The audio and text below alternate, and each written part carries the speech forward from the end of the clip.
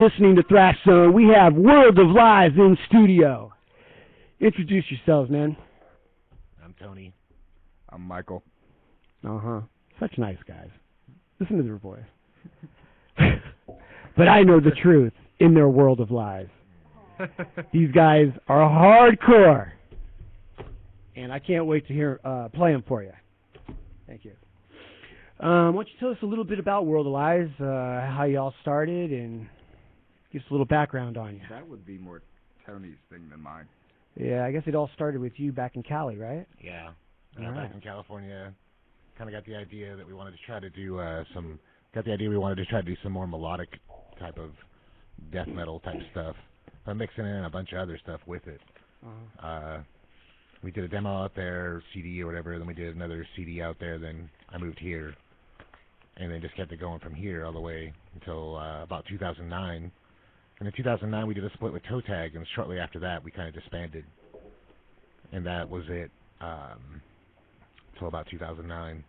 And then, what was it, into 2012? Yeah, it was December 27th or 28th. Well, wait. When did you leave California and move up here? Oh, like 2004, the very end of 2004. Okay, we came up here pretty much the same time because the first time I came up here was 2003. I've been up and down from here in San Francisco. This is like my fourth time. Oh yeah, I played shows here. I've always liked Portland. I've always out of all the cities and states I've ever seen, I always thought Portland was the best city and state ever, that I've seen. Portland, Oregon. Minneapolis. Yeah, Portland, Oregon. Yeah. Minneapolis was probably second. Really? Portland, Oregon, I thought was my favorite out of everything I saw, from touring or whatever. Home of Prince, Minneapolis. Minneapolis had a lot of fun stuff going on there. I was impressed by it. I was only there for a day, mind you, but it seemed pretty impressive from what I saw. Yeah? Yeah. I'll tell you what's not cool is St. Louis. Don't ever go there. You ever been there? Can't be worse than Oakland. Been Chicago. Dude, it's bad, but not in the same way, because I know what you're talking about. Dude. I lived in San Francisco for 35 years. Believe me, I never stepped foot in Oakland unless I had to. That's almost twice my age. And even then, I was strapped, you know what I mean? Oakland. Hell yeah, you're in Oakland, man. Yeah, earlier this year we played at Eli's in Oakland. It was pretty fun. Yeah, there's some cool people there. We had a good time. We played a Toe Tag out there. Really? My buddy Brandon warned me to not drink this one particular drink, and I can't even remember the name of it, but of course I ordered it, and then I got totally fucked. Oakland Punch. Oh, sorry. You were so smashed. I got totally destroyed. I had to steer the car on one to drink? park it in at one point. No, I kept drinking throughout the night, but, It was a lot. Yeah. It was just a good night. Yeah, well, there you go. probably one of the drunkest nights of tour that night. Mm-hmm. Yeah. So, John, what other shows do you have besides the one in January, which we will get to in just a moment? Or is that your first one that you have? That's the next show coming up. Coming up. All right, then we will cover it. World of Lies is playing with DRI over at the Hawthorne. That's January 17th, right? Yes. And that was rescheduled, if I'm not mistaken, because it was originally supposed to be sometime like last month, I think it was. Yeah, something like that, yeah. Yeah. So, how come it got rescheduled? I can't remember exactly. I just think it was like an overlay issue. The band had some different stuff to work out, all the members. Yeah. Well, DRI, they were. This is why I was going to have Felix call, is because they were supposed to come up here in the Northwest and do a reunion of sorts with the '80s lineup. If the '80s lineup come over here, that'd be great. Well, that's just it. They're not. And, yeah, we were going to talk about that with Felix, but we understand, Felix. You got to be at work at 4:45 in the morning, so go to sleep. Yeah. Understandable. Yeah, but he's staying up now to watch the Niners. I know that. Nice. Even though it's all about the Seahawks, man. Well, no. See, you may not know this, but when I met Felix, he lived in San Francisco. That's when DRI lived there, and we used to hang out and go to shows and what have you, and cause a ruckus. And John Minor, the bassist, me and John Minor, check this out. We went to a show at the Stone, and it was Gwar. And I'm not sure exactly what happened, but there was like 50 lesbians, all topless. And trust me, you didn't want to see these girls topless. These aren't like penthouse models or nothing, right? And they were all swirling in a pit, and I bumped into one, and she thought I was trying to grab her boob. Now, I have a story just like that recently. Well, you know what she did? She told all her other lesbian friends, hey, this guy's trying to grab my boobs. And the next thing I knew, when me and John Minor were leaving the Stone, there was like 50 chicks ready to kick our ass. Now, you know, they're women, but there's 50 of them, dude. And they're like bull dykes, you know what I mean? The show before the last show that we played with Morbid Angel, I was like, you know how there's always like 4 people just squished near the front, near the barrier to watch the band. I was like the 3rd person, and there was a girl in front of me and a guy in front of her, and she was holding on to the dude for dear life, and like she just started to slip down throughout the set. So I poked her on the shoulder to see if she was okay, and she just like crumpled to the ground and just was non-responsive. So I grabbed her from underneath the armpits, and I started to yank her out, and I was pushing people out of the way to get her to the security guard. And some dude fucking punched me in the face because he thought I was trying to cop a feel on an unconscious chick. What? And, like, she was going to get trampled. Oh, yeah. Totally going to get trampled. And so, yeah, I took a hit right here in the face. Damn, trying to do the right thing. Yeah. Yeah, I mean, I've seen some crazy stuff at the Warfield. You know, I was telling Tony I worked at the Warfield in San Francisco for 10 years, and I've seen people get stabbed. I've seen people get cold-cocked, punched, you know, all kinds of things happen in the first pit. show I ever saw at the Warfield was Danzig in, like, I think 90 or something, and that's exactly the same thing happened. I was out on the ground at the floor level, and as soon as I got up towards the pit, there was a girl being dragged away, and she had blood all over her face, and I was still, like, 15 or something. I'm like, wow, look at that. You know? You're all, no, that's hardcore. Like the second show I ever saw in Frisco, this was happening. I'm like, yeah, I'm going to come around here a little more. Exactly. Yeah, the Warfield plays some sick shows. For those in Portland that don't know, the Warfield is kind of equivalent to the Hawthorne or Roseland. It seats 2,200 people, and Hawthorne's not even close to that. I know. Well, I mean, Roseland is. Yeah, but you know, it's just like, kind of. It's like Wonder Ballroom in Roseland. Yeah. Wonder Ballroom. Yeah. Kind of like that. Nice place to play a show. I saw the Circle Jerks at the Stone. That was like one of my first shows. The first and only show I saw at the Stone. Really? Oh yeah. You didn't see that many Stones when you lived in the city? Well, no. Like the Stone closed after I started going to the city. Cause I came in later. Oh, okay. Yeah, you're a little bit younger than me. That's right.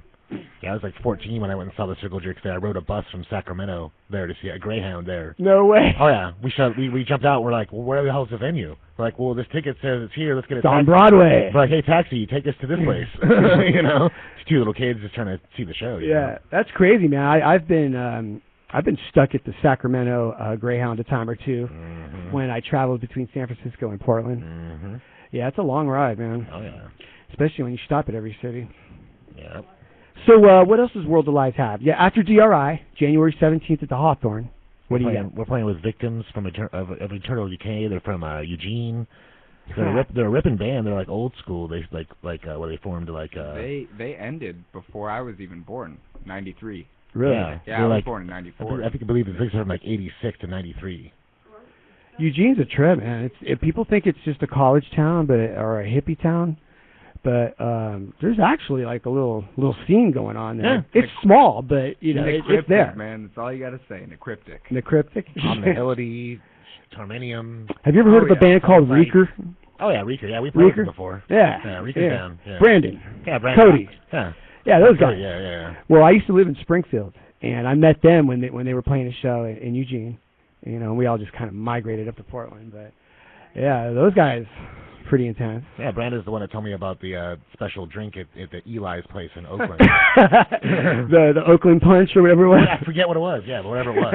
He's like, watch out for it. I'm like, dude, I'm gonna try it. It's got a kick. It was gnarly. Like, let me explain how the bartender told me. She was like, it is everything that you don't want in your body all at once. The toxic stuff. You will have a hangover. That's what she told me. Well, you know what creates a hangover is just when you drink booze, it's the sugar. Yeah. That gives you the hangover. It was all the mixers from everything. Yeah. It's all the bullshit mixers. So all you really do, I'm going to give you a little tip because I've been drinking a long time. Just drink water before you go to sleep. Oh yeah. Serious. Or throughout. Yeah. You either drink a glass of water, every now and then throughout.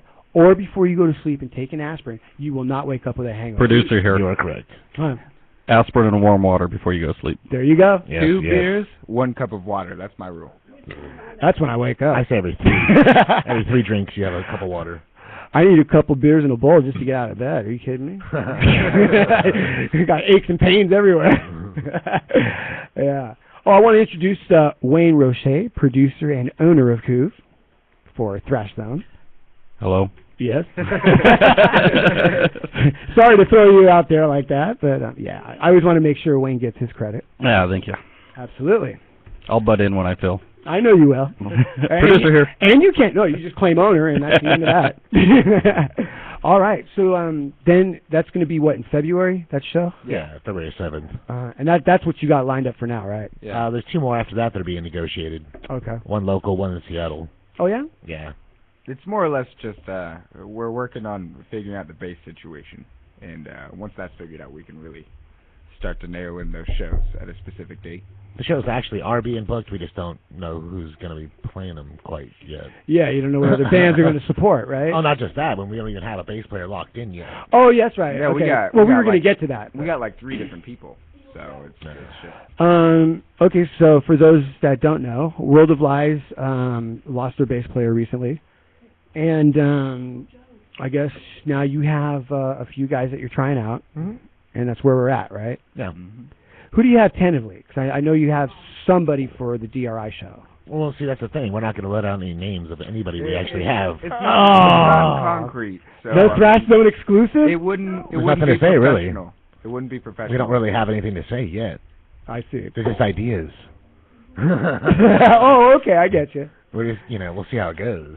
Yeah. But we honestly ourselves don't even know. We'll have to see. But you got somebody... We have somebody for sure that'll do it. In a pinch for the more show. Than capable of doing it. Yeah. And Okay, there's 3 other people that we're interested in seeing what's up with. Cool. Yeah. All right, man. Well, these guys, World of Lies, I accidentally heard of them through a former friend of mine who worked here at Kouv, and he just loved you guys. And we went on Reverb and played some of those songs, and I was like, yeah, man. And we had you scheduled for the metal show. Yeah, right. Originally, and then when that show went to funk and ThrashZone was born, I wanted to reschedule you right away because you were one of the bands that I definitely wanted to bring in. What do you say we listen to a song off of let's see, Living Under Drones? Go for it. Yeah, let's do that. We will play FEMA Coffin, which is cool, man. One of my hardest songs. Oh. Well, you know what? Before I play that, tell us a little bit about FEMA Coffins, because I love that name. And is it about the what was that hurricane name? The one over in Louisiana? Is that what it's about? Mm-mm. No, so, it's more of what FEMA coffins are is you can look this up all over the internet. The government is buying acres upon acres upon acres of land all throughout the U.S., and they're storing these huge 5 by 6 feet tall coffins. So you could fit like 4 bodies in each, and they're stacked 15 high for acres and acres and acres, and they have them, and they're in all sorts of different states. What do they need all these coffins for? And they're specifically for FEMA? They're for a disaster. Yeah, they're for a disaster. That's exactly what it's for. What's going to wipe out so many people that they're going to fill that Katrina many coffins? Not that many people. I'm going to jump in again. The show before is the conspiracy theory show, and they talk about the FEMA camps, is what they call them. It's a similar and they're basically concentration type camps. Right. They're all gated off, fenced off, barbed wired off, guarded off, close to railroad tracks that have all these coffins and all these holding cells and cremation chambers, much like from World War II. Exactly. And there are supposedly FEMA cars, which are, we looked them up, they look like car carriers. They're train rail cars, and they look like car carriers, and inside they've converted them with chains and shackles and benches so that they can load people in there, tie them down, and take them to these camps. No way. It's for the massive American takeover. And the lady that was on earlier was talking about all the stuff that's going on, the digital electronics, the silent killer waves, that are making us dumb. The reason they're not teaching cursive in school anymore, the reason they don't teach cursive in school anymore. My son's learning to read it, but they will never teach him to write it, they said. No shit. Because they don't want people to be able to read the documents of our forefathers. He's 9. Oh, come on. He's 9 years old? My son's 9. I'm 19 years old, and they taught me that in school. So they're slowly taking that away. And she was talking about all these papers that include what your song's going to be about, how the 1% majority is taking over the minority. Yeah. And how they're doing it through the digital wire. Her biggest thing tonight was the digital meter readers that they put on your houses so they don't have to drive out there anymore. They said that they can read when you have peak times and charge you more and stuff, and they can also read verse and like in the middle of the night when you're in your REM sleep, they turn up the electromagnetic field in your house to make people go insane and crazy. That guy that shot up the Navy camp.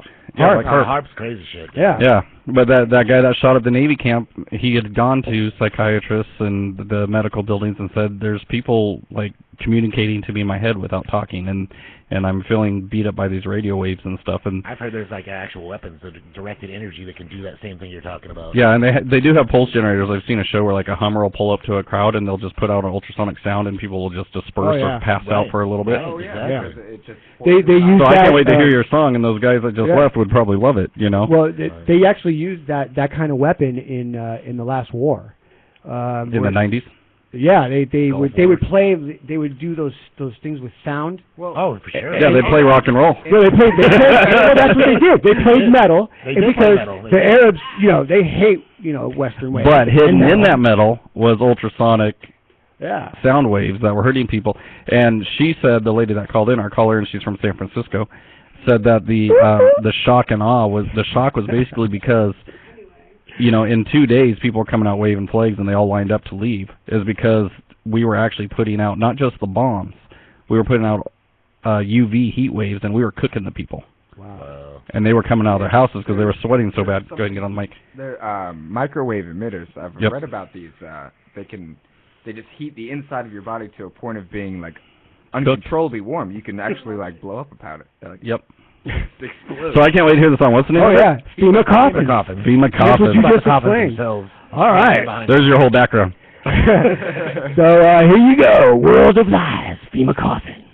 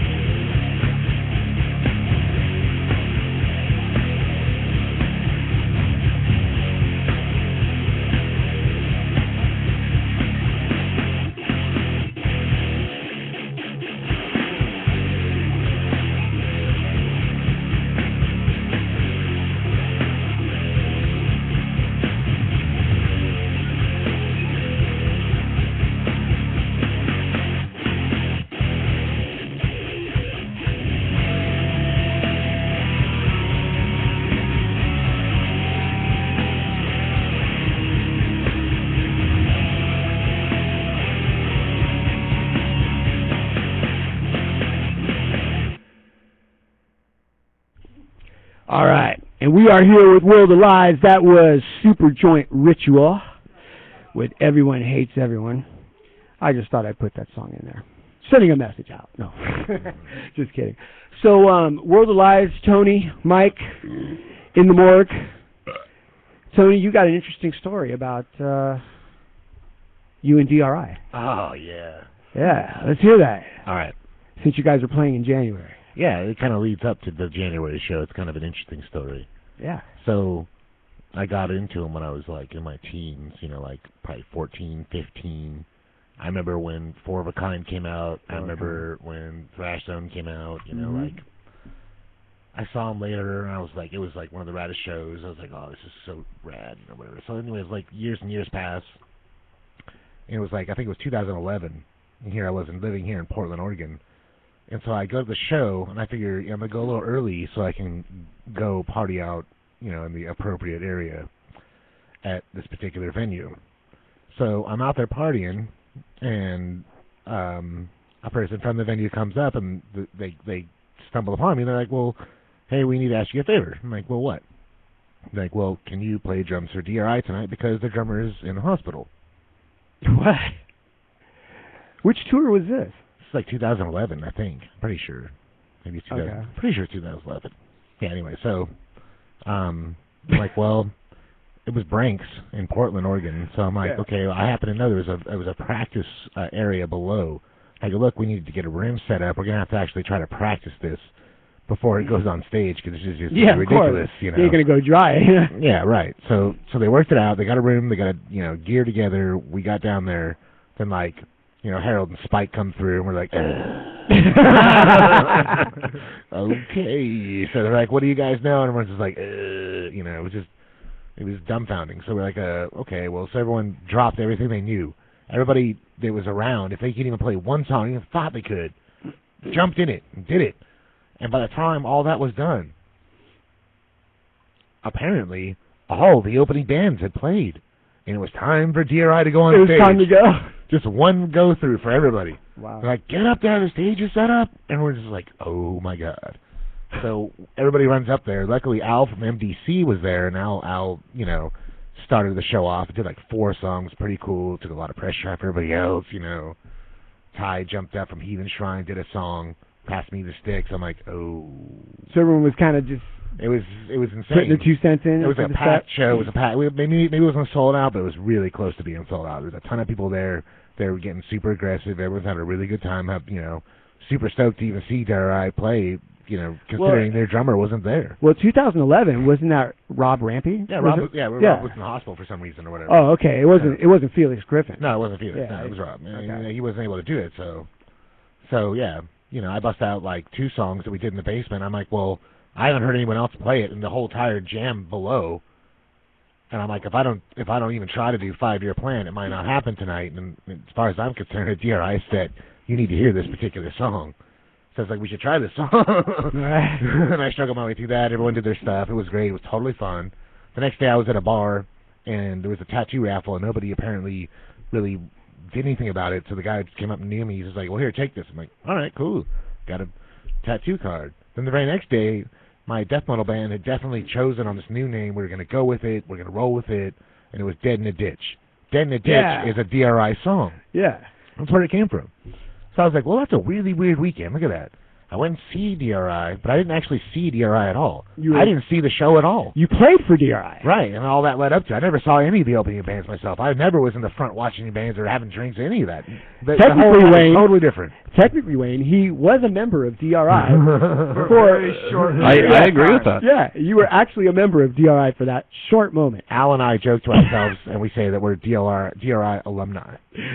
Yeah. Well, you can legitimately put your name in there on a Wikipedia. So literally, literally, like the show, I went and saw the show or played the show. Then, like the next night, got the tattoo card. The next night in a row, like all 3 nights in a row, my band played with that name.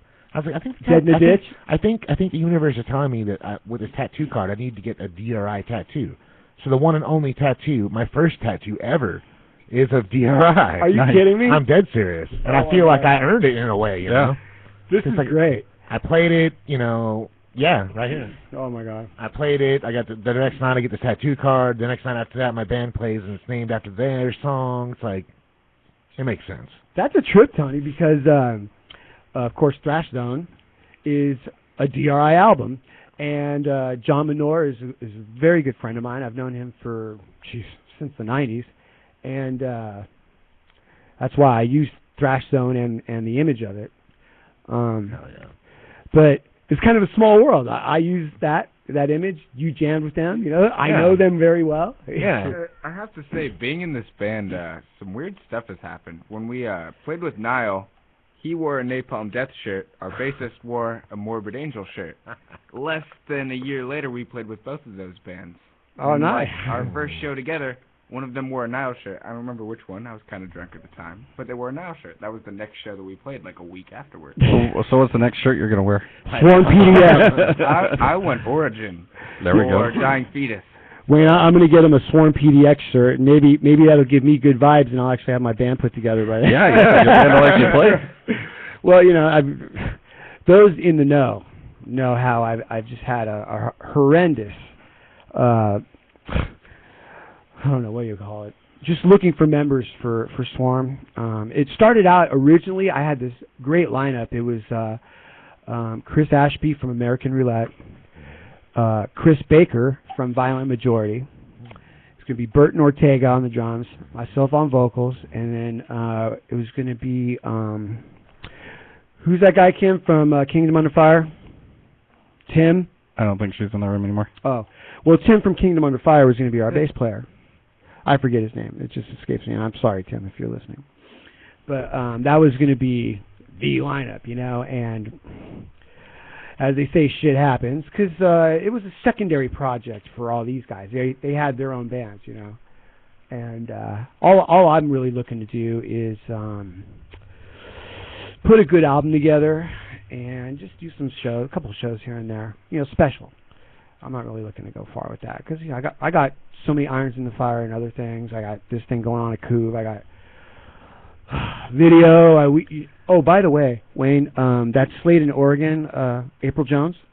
Yes. Yeah, she hit me up. She was here a couple weeks ago, and she films us every time we get a video done. Yeah, okay. I just she saw came her the in other here. day, yeah. Did you see the Mentors video that she put together? Yeah. It's badass. Yeah, I thought it was great. She filmed that here, some of that here, and April, you're doing a good job, a great job. Did she post it anywhere yet, or? Oh yeah, it's got 2,000 hits on it already. Okay. It's only been up for a few days. No fucking way. 2,000, dude. I saw it. Fuck yeah, that's sick. Yeah, I don't know how she did it, but I mean, my God, 2,000, man. Yeah, she hit me up. I haven't had a chance to get back to her, but I kind of offered her to write for us, and she's interested in doing that. She said she hasn't done it, but I asked her to write some reviews because she gets to some of the shows that we don't get to. So sure.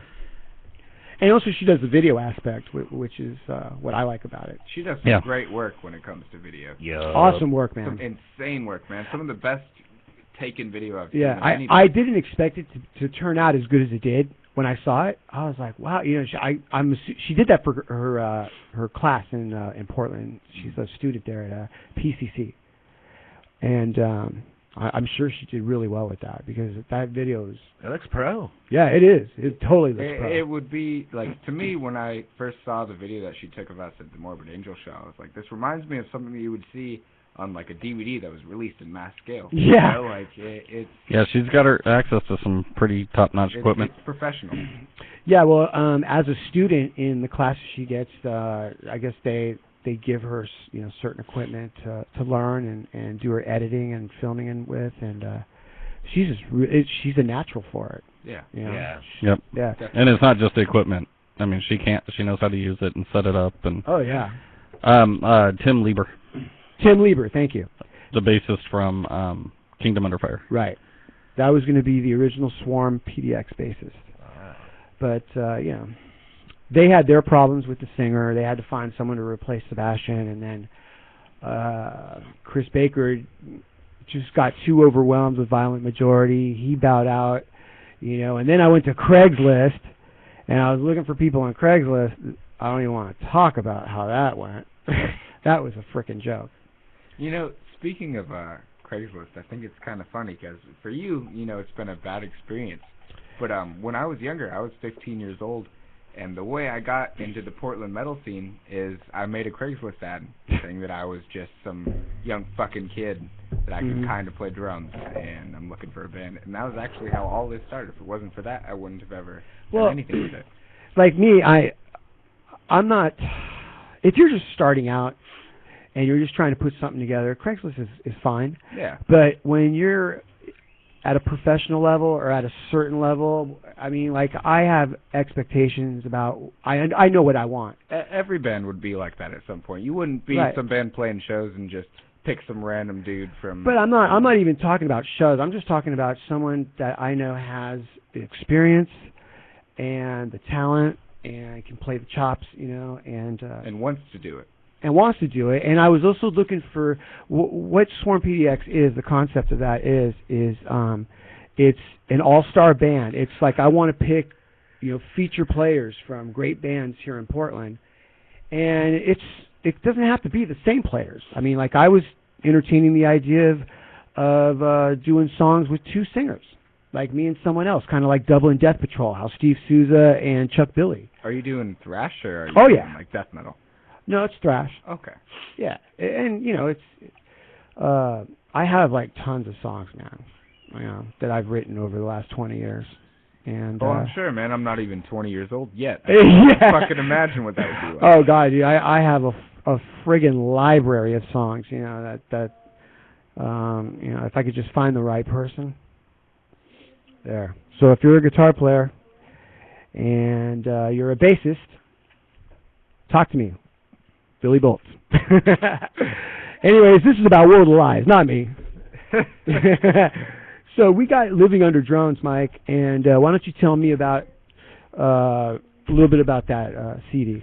So originally, when I first met Tony, I was just at a house show. One of my friends was playing. He played a guitar in a band called Exogorth, actually. Exogorth, yeah. That I'm wearing right now. They're like a grind violence band. They're just really fast, and they don't take themselves seriously, and they have fun with what they're doing.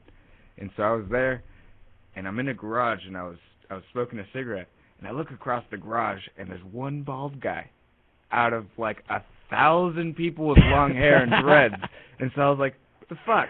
I'm kind of curious now. So I walked up to him, and I recognized his face from Facebook, actually, because my black metal band at the time, my guitarist was friends with him. So I walked up to him, and I was like, excuse me, you're Tony Avila, right? And he goes, oh, okay. Yeah. And he was like, yeah. Who the fuck are you? What do you want, an autograph? Leave me alone. Yeah, and I was like, I'm Michael. I'm just some random fucking kid. Apparently you know my guitarist, and we just started shooting shit and drinking beers and hanging out. And the next day he gave me a call and was asking me to try out for World of Lies. Uh-huh. And so probably, a day or two later, we were just jamming out with our old bassist and him. And after about half an hour, they just took themselves into a little huddle, and it was decided. And World of Lies, I found out after that. Like, I had no idea what the band was about. No one told me anything. It was just grind. Well, what is it about? World of Lies is political. We don't write anything that's joking. Everything that we do, it's very serious. Like our music has a message to it. We're anti-racist, anti-fascist, anti-government because we're just getting fucked by everything. And there's not only in the scheme of things as in the whole country, there's so many problems there, but I mean, just between people living in the same cities, you can't go somewhere without there being a problem of, some guy is pissed off because some other dude's black, or right, something like that. Something they have no control over. Like you can't get away from it. No matter where you go, there's some sort of problem, and we're trying to point that out. We're trying to show that there is something you can do about it. You can speak out against it and not be offensive with it. And it's funny because when we were on tour, we went through California, Nevada, Oregon, everything, and our album has Obama on it. Waving out a drone. Yeah. And Republicans, for some reason, just took to that and thought we were just like anti-Democrat and just hated Obama. And Are you kidding? You got hit up by Republicans? Like people that were like Southern were just fucking stoked that we had Obama on the cover. And then when we explained to them that we're just anti-fucking everything when it comes to this country, they just got pissed off because why do you have Obama on the cover if you don't fucking hate Obama? It's like, we don't hate Obama in specific. We hate what this whole country has become. And he is the face of what this country has become. Today, yeah. Yeah, and so... Tomorrow will be someone else. Yeah, and so that was the imagery for this album came from just the face of where the problems are coming from, not specifically Obama. You know, if it was George Bush, if we had wrote this album 5 years ago, it would have been him. It would have been him. Yeah. Yeah, I definitely like the message that World of Lies has in your lyrical content. You know, it's kind of weird, like when you try and fit World of Lies in a genre, it kind of crosses over so many that it's crossover. That's kind of how I would explain it, because you got punk, you got your grind, you got your thrash. I mean, you got everything. It's all mixed in, you know. It's everything. I was actually really confused when I first joined the band because he first told me it was a death metal band. And so, like me, I was influenced by George Coleus and Inferno from Behemoth and stuff that's just fast all the time. And so, you know, he told me it was death metal, and then I heard it, and like 75% of it wasn't death metal. Yeah, I wouldn't call that death metal. Yeah, it was at all. like grind, and there was a mix of thrash and punk, and so I was like, at first it was a lot slower. You know, everything was at 200 BPM. Oh, you guys definitely picked it up on this album. Yeah, it was all like 200, 210, stuff like that, and I was like, you know, I don't really know if I'm interested in this because I'm used to playing fast, and they're like, well, how fast do you want to go? And so as I can. It was the first jam that we ever had. I sped it up probably 60, 70 beats per minute. After, like, we played one song at 210, and I sped it up to 280, and then they just didn't know what to do. They just were stoked on it. I would say I was really you're in. I was really surprised. I got really lucky. Yeah. All right. Well, we're going to play World of Lies right now. Another track off their album, Living Under Drones, just because it freaking kicks ass, and I love it. And when we come back, hopefully we'll be joined by our first special guest. But right now, we're going to hear some Poison Water by World of Lies.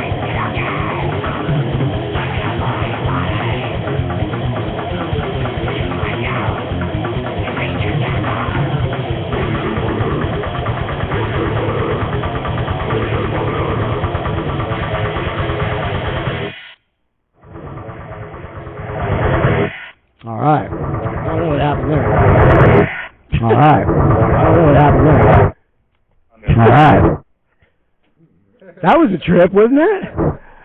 We are at the mall. That was a trip, wasn't it?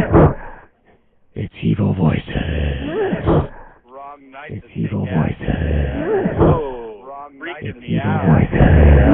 Oh, wrong night it's in the Evil hour.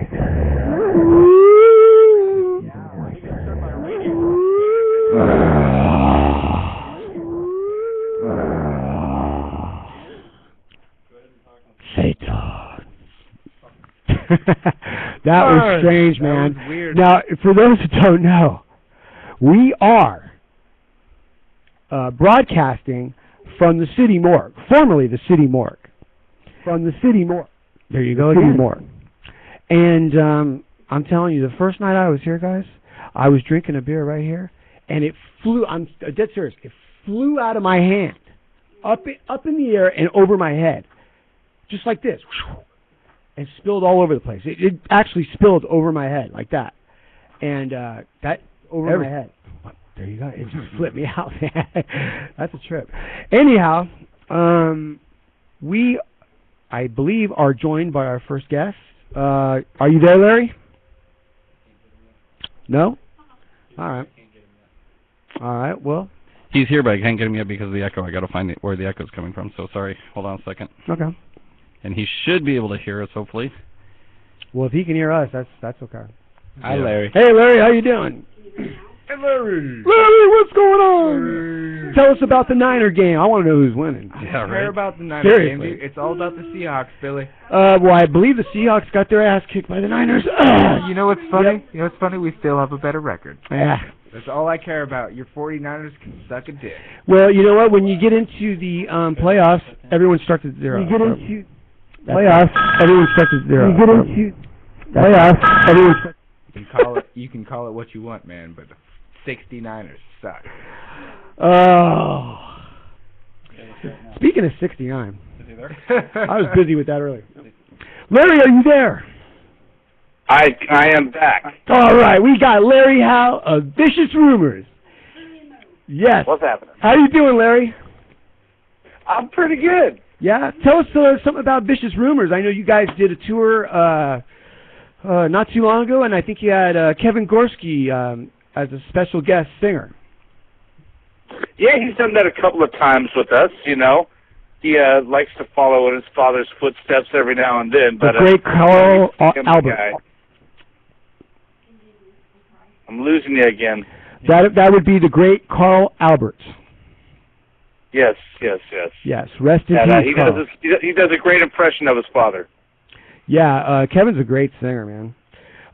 You know, I'm sure. Also a great guy. I mean, it's freaky how much like him he is. It freaks us out. But you know, it's not his bag to go do that. You know, we found an amazing wonder boy in Holland who is our singer now. The guy is 21 years old. He could hit every frickin' note. We're no longer bound by guys that can't do the stuff, you know. Yeah. It's really good. Well, your previous singer lived here in Oregon, didn't he? Yeah, I think so, yeah. Yeah, he lived like in Salem or something. Portland or something. Yeah. All right. Well, Larry, you've been the drummer for Vicious Rumors for a long time.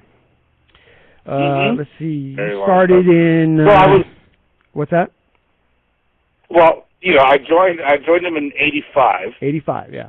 And then I did quit for a while to try to be married, you know. But even when you're out of a band like that, you're still in them because, you know, everywhere I'm going, I'm still hearing about it and hearing other drummers try to play the parts and blowing it. And so then when the wife divorced me, I said I got to rejoin the band. So absolutely, you know. And they welcomed you with open arms. Of course. Yeah. Well, they you know, they're just waiting for me to. I had to get that out of my system, I guess, or something. Sure. Well, getting married? That's one thing I haven't done. I don't need that experience yet. So, I'd say everybody should try it, but I'd be lying. Right. Now, Larry, you guys played here in Vancouver, Washington, a few years ago, wasn't it? Wayne, do you remember that show? I think it was at Malibu's. Do you recall, Larry, when you guys played up here in Washington? It's been a while. I mean, we did one show there like a year and a half ago. Yeah, that's what I'm talking about. Brian and Bob. Yeah. I'm sure. Oh, I think I remember. You know, yeah, nice. Is that the one where we had the little party bus parked out in front? Oh yeah, a lot of freaky things happen on that party bus. Well, there wasn't anything freaky going on that night. I was waiting for that, you know, but well, I guess I had enough of that in the 80s and the 90s, but plus really. the wives kind of discouraged that activity. I don't know why. It's so fun. I know. I just say join us, baby. Anyways, you gotta keep the dream alive, man. That's right. Larry, there was one thing I wanted to bring up. I think it was about a year or two ago. You got stuck in Germany, man. You lost your passport. What the hell happened to you over there? Yeah. How'd you get home? Well, that's a whole other story. I don't even know if we want to go into that Oh, one. no, I do, actually. I'm real curious on how you actually made it out of there. Well, let's just say that we had some difficulties with some other bands there, and it wasn't any bands. We never have any problems with any bands in Europe. It's these damn bands from America who thinks their shit don't. Stuff doesn't stink. Sorry, we're not supposed to swear on this air. Oh no, you can swear all you want. We're live and uncensored. There's some assholes there in this German festival, and they were just creating a bunch of shit, and they wound up stealing some of our crap. If you're a band and you're playing, make sure you got somebody watching your stuff. You never know who's going to grab your crap and mess with you. And yeah, I lost my iPhone and my passport. But I went back to the scene of the crime the next day and actually found the passport, but I never found the iPhone. Oh, okay. So you did find that. So I it takes a couple of weeks, at least 2 to 3 weeks to get a passport. So I was. I would have been screwed. It would have screwed everything up. Yeah, I didn't think you were going to make it out of there for a while. Yeah, neither did I. I was freaked out, but we went back to the scene of the crime, and actually, a eagle-eye young lady from Germany actually spotted it as we were all looking around, and just half buried, and there it was, my passport. Thank God, huh? Yeah, that's a frickin' nightmare. That's a relief. Yeah, you can't even. But I had to go the rest of the tour without my headphone music, and I couldn't take pictures and movies and talk to people and stuff like that. Really? Oh well, we should all lose our iPhone for a week or so, I guess. Wouldn't kill us. Yeah, I'm sure you got plenty of friends, that took pictures. They can share that with you. So you still got those memories. Oh yeah, I got so many. I stopped taking pictures of the churches at the time. I did it so much 20 years ago. Yeah.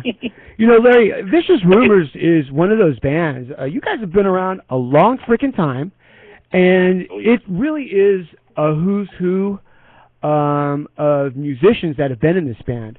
We're talking just some that I noted were not only Carl Albert, who passed away in a car accident, unfortunately, back in '95, but you also had Steve Smythe, who played in Forbidden. And he played on a couple of our albums that came after the Carl incident, and we toured with him.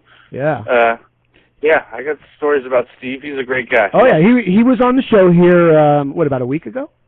Last week. Yeah, he was on the show last week. Yeah, he was in your band. Also, Cornbread. We know Cornbread. We love the Cornbread. Oh, yeah, Cornbread. Someone hacked his Facebook page. He was a little pissed off about that.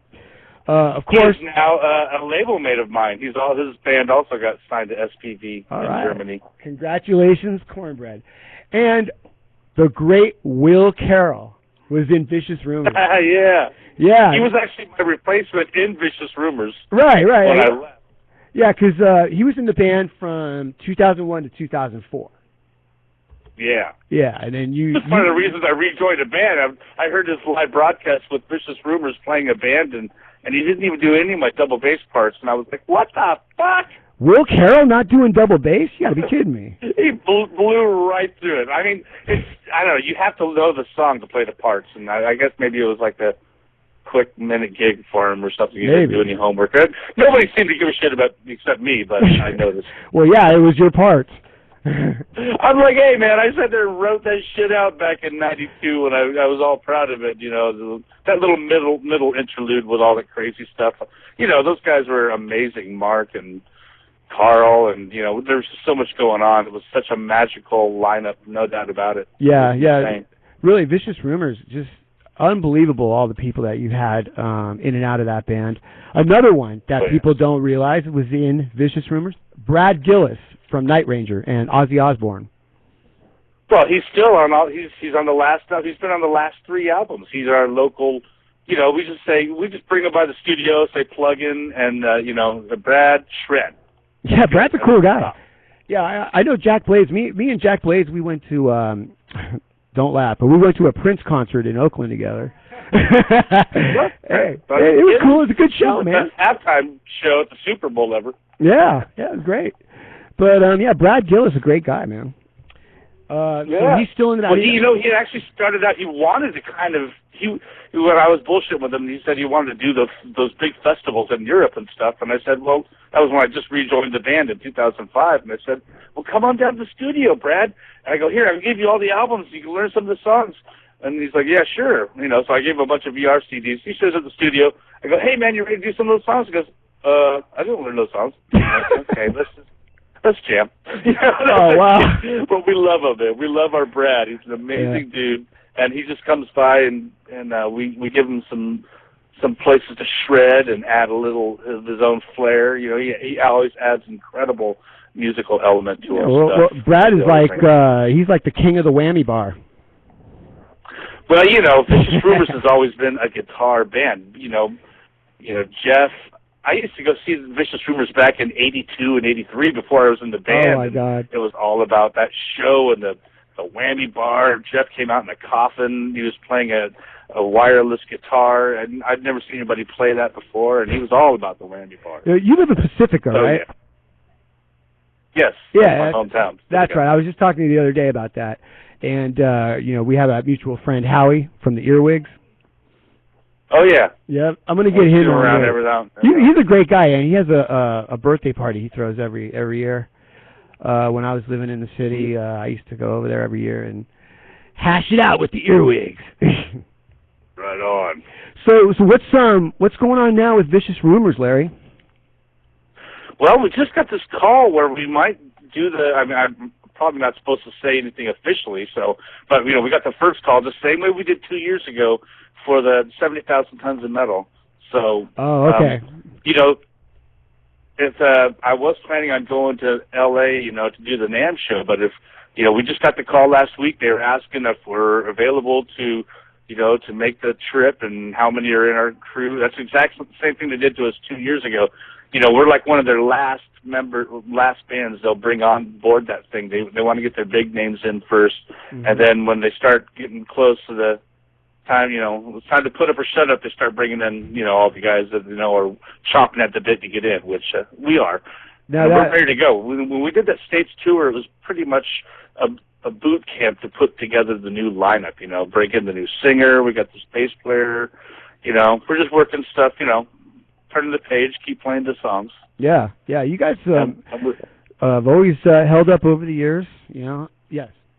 Well, wait till you hear the new album. It's going to come out this spring.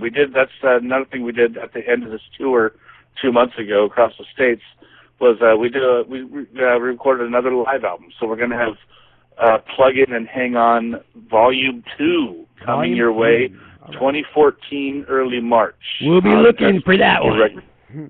Any plans to play the Northwest? Well, it didn't go so great last time when we were there a couple of a year ago or whatever there. We're working on our overseas thing because that's where our demand and the money is. And it's cost you. We can't really just drive up there for those kind of gigs that aren't really. Yeah, you can't. Really it's just a one-off show. Yeah. So you're going to be doing the big festivals in Europe then?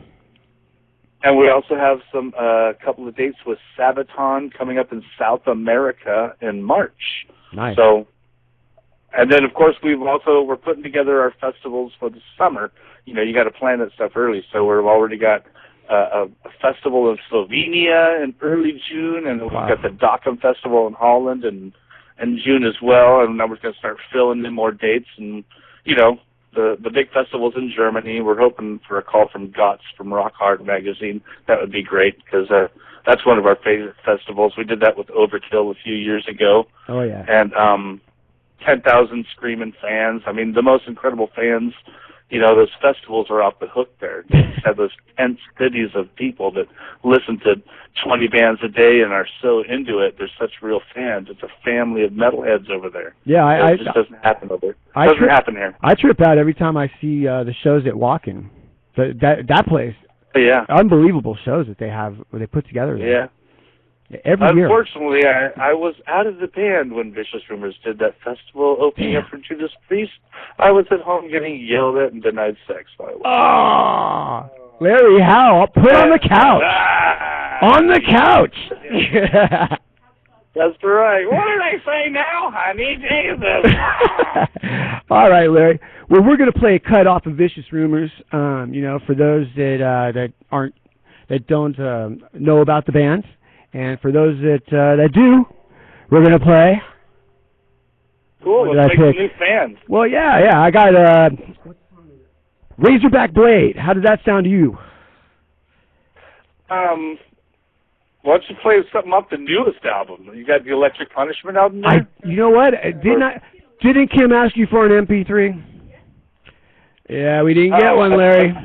Got my kid around here. I can't figure out how to send that stuff. I didn't play that one. That's a crazy one. What the heck? Why not? All right. Yeah. Whatever. All right. Well, we'll do that next time, Larry. We'll go ahead and play the new stuff. All right. Well, thank you for joining us tonight on ThrashZone. And keep in touch. Thank you for having me. And to everybody out there, rock and roll and keep it alive somehow. That's right. Next time I come into Pacifica, Larry, I'll give you a buzz. That's right, brother. All right, man. Peace. Larry Howe of Vicious Rumors. All right.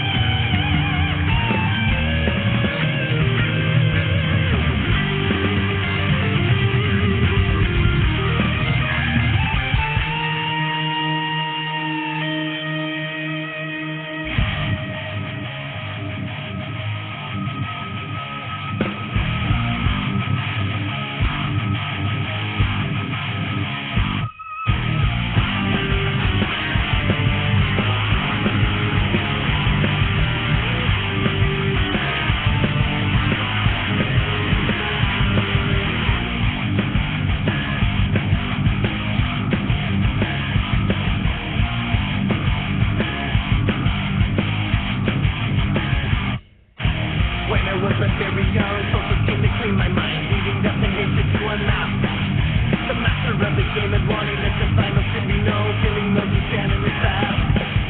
Alone in the dark, where the demons are torturing me. The dark passages of revenge is all that I see. Armies of wicked that called it murders of elders occur. The high priest of evil has no words. His arms and thousands of people will die. The slaughter of the innocent, the house is burning like the skyline and the has begun to unfold. Take your finger, the cobra sun was down and feel a ripping flash falling down from feet from the sky. My terror has controlled my life, except my only weakness soon. I need to get this down from my head. I'll fight that evil sorcerers and rid my mind from this torture and meet the fallen angel at his round. Alone in the dark, where the demons are torturing me. The dark passages of self-revenge is all that I see. Preparing to leave and from the violence of the son of the right. Aimlessly evil, disorder, to wreak deadly havoc on mankind. I'm falling in my secret to meet the evil after all the sights of the granted of hell. I'll fight until the end is near to rid my mind of holy fear. Destination lies in my dreams. Set me free!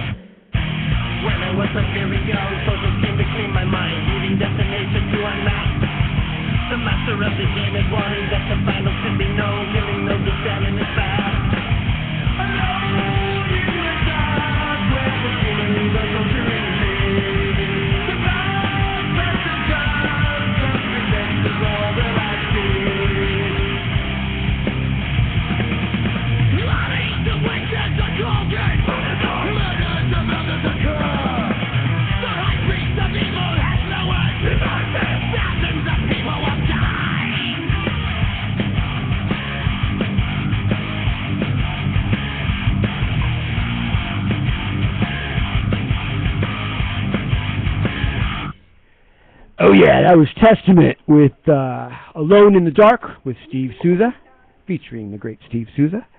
And we also had Bat, which is Felix Griffin's new band. Yeah, that was Primitive Age. Yeah, and Felix asked us to promote his band, and being the good friend that he is, I will absolutely do that for him. We also had, who else?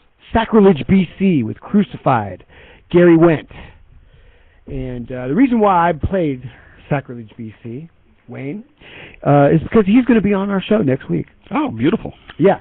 Next week's show on ThrashZone is going to be Gary Wendt, formerly of Sacrilege BC, on his new band, The Ghost Next Door. They have a big show January 4th. I believe it's in Berkeley. And they're playing with Cultural Warfare, one of they're friends of the show. We also have Norman Skinner from the band Skinner, and and my big surprise for everybody, we have Craig Lochicero from Forbidden. He's going to be talking about his band Spiral Arms. And finally, in-house, right here, is going to be Chris Baker and the boys of Violent Majority. And I can't wait for that. That's going to be a great show. Debauchery.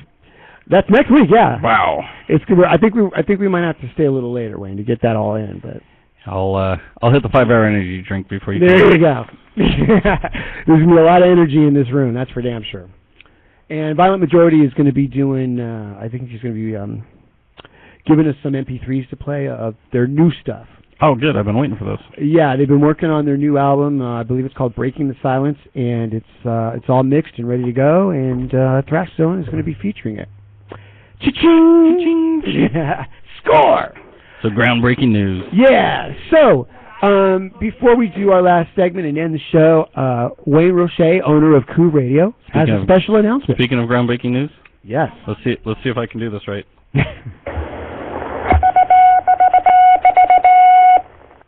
That's from 1970, if you didn't know. Oh, my God. What was that? Let's try another one. What did they call that in World War II when they did that? Morse code. Morse code, yeah.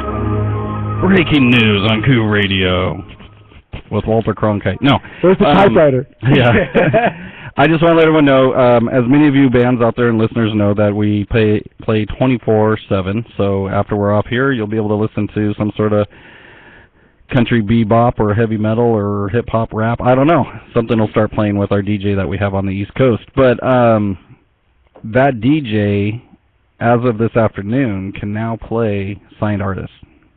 We've been against that. We've been getting signatures from all the artists and getting confirmation to play everything we're playing. But now, I've had contacts with Queensryche.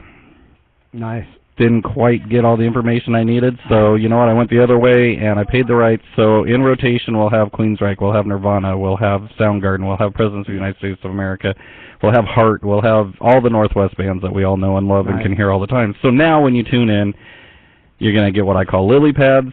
You're going to hear bands and songs that you know until you get to know those songs and bands that you can listen to all the time anyway. And the World of Lies is going to be added to the playlist by the first of the year.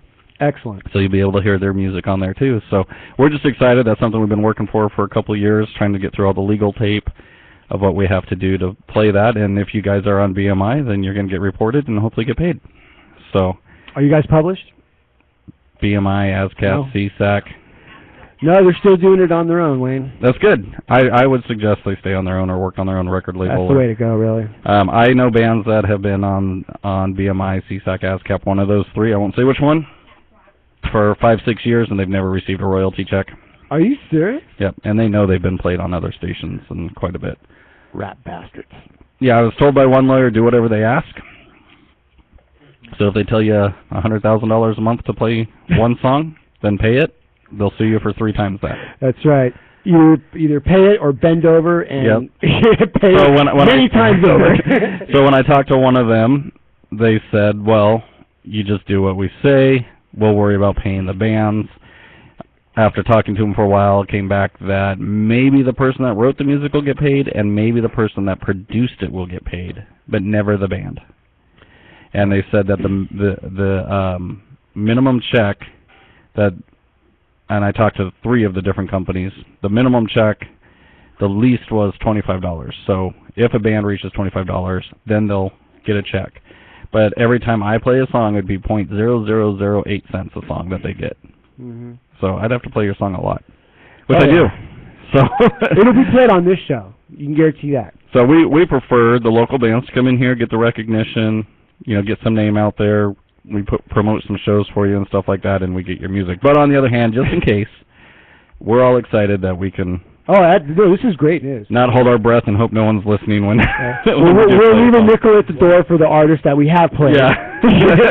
So your .00001 cent. Yeah. No, that really is exciting. Even though it's not very significant, we thank you for having us. Yes. Oh no! It's not very significant. No, it's great. What? .0008. No. He's talking about what you would make as an artist if you registered with BMI or something like that. If your CD Living Under Drones or whatever. Well, I did not mean that as in it's not significant to have us here. I didn't mean that. Awesome. I didn't mean that you weren't significant either. They say you aren't, but we don't think you are. That's why I was like, I'd rather promote you guys and work that way than have to pay them. you know, all the money I have to pay every month and all the work I have to do to say that I played your song 9 times. Sorry for the... You know, so I wasn't putting you guys down. But thank you. Yeah. So that is terrific news, Wayne, and thank you for doing that. Yep, so we're going to change our links. We're going to change our website. You have to click on a specific link now. But that will also come out with our Android app now. Yeah. So it'll be Android friendly, so you can listen to it on your phones. And I believe it works on Blackberries. I have to test it. But well, Wayne and KouvRadio is making changes for the better and upgrading and updating everything, and we're going to be right up there with everyone else. Yep, and that was breaking news. That is breaking news for those of us that are on the inside here. Oh, I didn't play. So if you're one of those people out there, I think you're going to rat us out to BMI. F you, because we paid, and now we can play. Yep. Anything. That's great. Well, with that in mind, let's close our segment with World of Lies. Tony, why don't you go over one more time what you got coming up in the next couple of shows, and let your fans know that they need to buy some tickets. Yeah, Tony needs some gas, so buy a ticket. No, it doesn't go towards the gas, but we have the show January 17th with DRI over at the Hawthorne Theater. Vultures in the Sky, Roker Carnivore are also playing on that. And then we have a show February 7th at the Tonic Lounge with Victims of Eternity K, Spawn, Truculence. Fucking Spawn. Oh, God, that's a great... Truculence is a great guy. I fucking can't think of it right now. Yeah, we're gonna bring Truculence in here. Oh, yeah, I'm working on that. Yeah, that'd be fun. That's great, man. So those are some good shows that World of Lies is going to be playing. And also, if you want to purchase their CD or upload it, download it, go to Bandcamp, right? Yeah, a lot of our merch is on Bandcamp. What's the URL? World of Lies in Bandcamp. You should be able to find it. There you go. Yeah. And I think it's like $5 for a CD, is it? Yeah, like $4 for a lot of stuff's cheap. You know. Yeah, I mean it's a great deal. Cheap, or we'll mail them out to you pretty cheap still. If you see us live, we have our newest album and the Thorns EP for $1 a piece in the white sleeve. Yeah, so you can't beat it. You can find anything for any price with us. So even the poor man can afford a CD. Yes. Right on. And if I'm there and you can't afford it, I'll buy you one. How's that? Because these guys are cool. And I thank you guys very much for coming in. Thank you for having us, man. Oh, yeah. We're going to close our... Wayne, did you have something? Yep. No, we're going to close with Splattered. Is that the one Splattered, you requested? and then we have a couple other tracks I think that we're going to be playing, and that'll be this edition of ThrashZone. All right, tune on every night except for tomorrow night for any of our shows, and next week for ThrashZone again at... What time do we start this thing? 9 o'clock. 9 o'clock. Supposedly. I don't remember. 9-ish. 9:05. We started a lot quicker this week, so good job there. Yeah. We were more I'm organized. getting under the hang of it now. We're getting our practice down. We're becoming pros. We're just a band that's practicing in the garage, you know? Pretty much. So here's Splattered on KouvRadio. World of Lies.